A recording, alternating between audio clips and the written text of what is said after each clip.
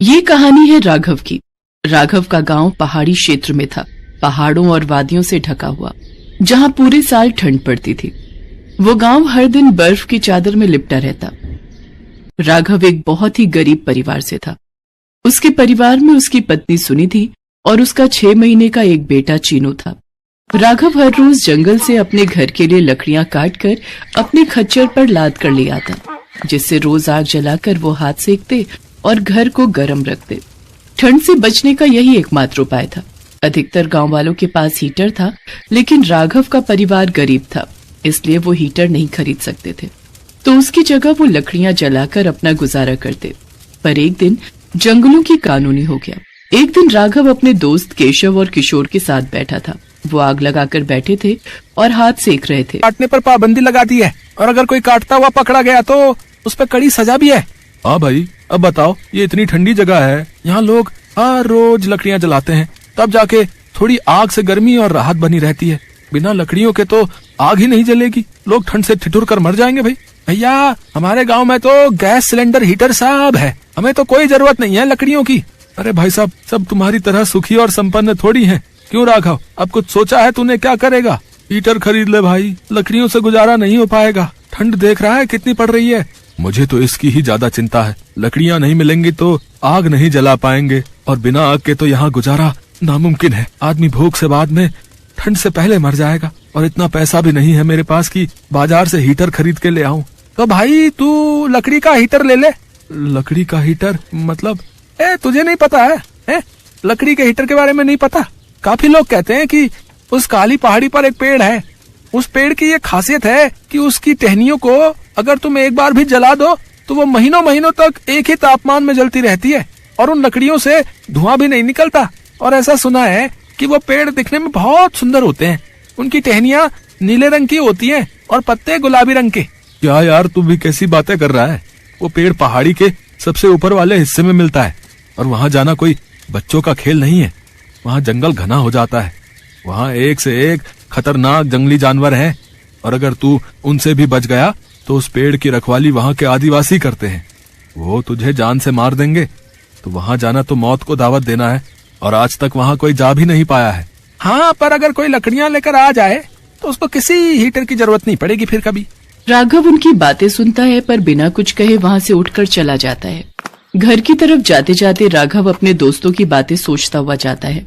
राघव अपने घर पहुँचता है, तभी उसकी बीवी सुनिधि अपने बच्चों को गोद में लिए दरवाजे पर आ जाती है और पूछती, क्या हुआ जी, आप लकड़ियाँ लाए? लकड़ियाँ कहाँ से लाऊं? सरकार ने रोक लगा दी है पेड़ काटने पे।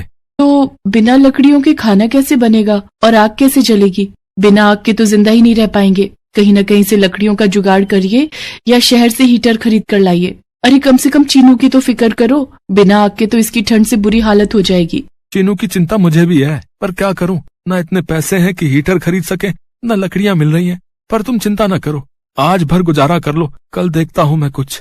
राघव ये बोलकर वहां से चला जाता है।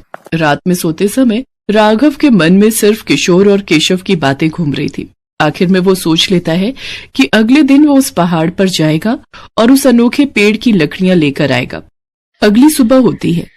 राघव सुनिधि को बिना बताए अपने खच्चर को अपने साथ लेकर उस पहाड़ी की तरफ निकल जाता है। राघव पहाड़ी की ऊंचाई की तरफ अपने कदम बढ़ाता जाता है। वो जितना ऊपर की तरफ जाता, जंगल उतना ही खूबसूरत और खतरनाक हो जाता। उसे जगह जगह पर जहरीले सांप और तरह तरह के जंगली जानवरों की आवाजें सुनाई आती हैं। लेकिन राघव संभल कर चलता रहता है, पर रुकता नहीं है, क्योंकि उसकी आंखों के आगे उसके छोटे बच्चे और उसकी बीवी की तस्वीर रहती है, जो अगर वो लकड़ियां नहीं ले जा पाएगा तो उसके परिवार के लिए जीवन बिताना बहुत मुश्किल हो जाएगा। धीरे धीरे वो हर खतरों से लड़ता पहाड़ी के उस हिस्से तक पहुंच जाता है जहां पर वो पेड़ पाए जाते हैं। तभी उसकी नजर एक बहुत ही खूबसूरत और बड़े आकार के पेड़ पर पड़ती है। उस पेड़ की पत्तियां गुलाबी व टहनियां नीले रंग की होती हैं। वो बहुत ही खूबसूरत दिख रहा था और बाकी पेड़ों से अलग भी था। धीरे धीरे वो जैसे अपनी नजर घुमाता, उसे चारों तरफ वही अनोखे पेड़ दिखाई पड़ते। ये देख राघव सोचता है, लगता है यही वो अनोखे पेड़ हैं जिनकी बातें किशोर और केशव कर रहे थे। अब एक काम करता हूँ, जल्दी से इन लकड़ियों को काट लेता हूँ और इन्हें खच्चर पर लाद कर गाँव ले चलता हूँ। ये बोलने के बाद राघव अपने काम पर लग गया। वो फटाफट लकड़ियां काटने लगा। तभी उसे किसी के भागने की और अजीब अजीब आवाजें आने लगती है, मानो जैसे बहुत से लोग चिल्लाते हुए राघव की तरफ आ रहे हो। राघव जब तक कुछ सोचता तब तक राघव के चारों तरफ आदिवासी उसे घेर कर खड़े हो जाते हैं। उन सबके हाथों में नुकीले औजार होते हैं। राघव उन्हें देखकर डर जाता है, मानो उसने अपनी मृत्यु देख ली हो। आदिवासियों ने राघव के हाथ में कुल्हाड़ी देखी। वे लोग राघव को उठाकर ले जाने लगते हैं। अरे छोड़ो, अरे कौन हो तुम? मुझे जाने दो, मुझे छोड़ दो रे। आदिवासी राघव को उठाकर अपने साथ कबीले में ले जाते हैं। राघव उनके कबीले को देखता है। सब मिलकर राघव को ले जाकर अपने सरदार के पास खड़ा कर देते हैं। सरदार, ये इंसान हमारे अग्नि वृक्ष को काट रहा था, हम इसे पकड़कर आपके पास लाए हैं, बताइए क्या किया जाए इसका? तुम लोगों की हिम्मत कैसे हुई यहाँ तक आने की, और यहाँ आकर तुम हमारे अग्नि वृक्ष को काट रहे थे ताकि नीचे जाकर तुम लोग उसे बेचकर उसका कारोबार कर सको? नहीं, रुक जाए, मेरी बात तो सुने। जिसके बाद राघव अपनी सारी परेशानियां सरदार को बताता है। सरदार उसकी सारी बातें सुनता है।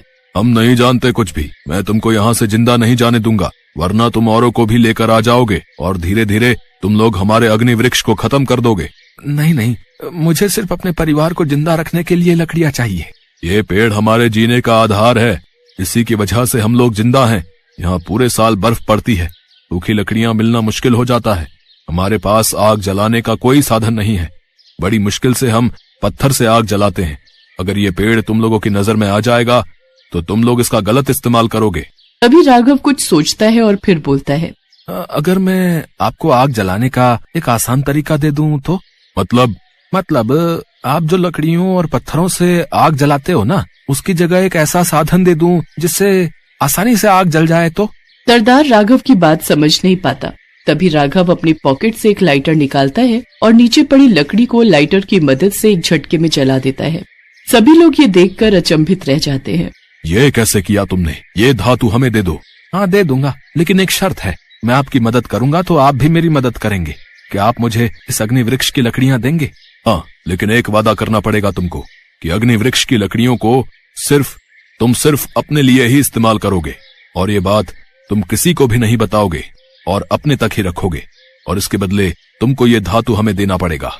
राघव उसकी सारी बातें मान लेता है और सरदार उसको लाइटर के बदले ढेर सारी लकड़ियां दे देता है, जिसे राघव अपने खच्चर पर लाद कर अपने गांव ले आता है और बिना किसी को बताए वो उन लकड़ियों का इस्तेमाल करता है और अपना जीवन अच्छे से व्यतीत करने लगता है।